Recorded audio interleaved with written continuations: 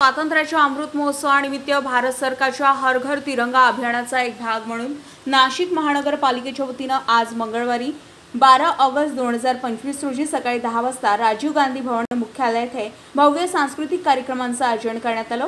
आयुक्त तथा प्रशासक मनीषा खत्री यांच्या मार्गदर्शनाखाली उपायुक्त नितीन पवार, मनपा शाळेचे शिक्षक, विद्यार्थी, प्रबोधिनी विद्या मंदिर, मतिमंद मुलांची शाळा, इतर शाळेचे विद्यार्थी, शिक्षक, अधिकारी व कर्मचारी यांची उपस्थिती लाभली। जनसंपर्क अधिकारी योगेश कमोद यांनी कार्यक्रमाचं सूत्रसंचालन व आभार प्रदर्शन केलं।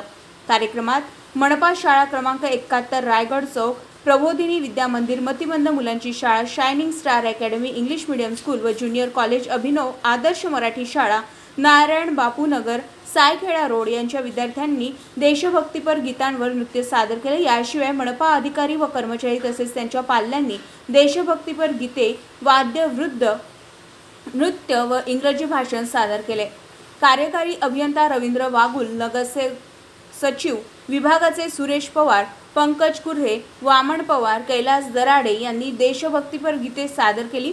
देवांश ताडे यांनी इंग्रजी संभाषण तर कृष्णा आडभाई यांनी गिटार वादनातून देशभक्तीपर गीत सादर केली। सर्व सहभागी शिक्षक, विद्यार्थी, कर्मचारी व त्यांच्या पाल्यांचा सत्कार कामगार सेनेचे अध्यक्ष सुधाकर बडगुजर, मनपा अधिकारी व कर्मचारी यांच्या हस्ते करण्यात आले। कार्यक्रमाच्या यशस्वीतेसाठी उप अभियंता दीपक मालवाल, बालाप्रसाद गाजुल, सहाय्यक आयुक्त रमेश बहिरम, सहाय्यक अधीक्षक शेखर चौरे तसेच मनपा अधिकारी कर्मचारी यांनी विशेष मेहनत घेतली। हर घर तिरंगा अभियान अंतर्गत नाशिक शहरात देशभक्तीचे वातावरण निर्माण करण्यासाठी नाशिक महानगरपालिकेने घेतलेला पुढाकार यशस्वी ठरत असून शहरभर तिरंगामय उत्साहाचं वातावरण निर्माण झाले।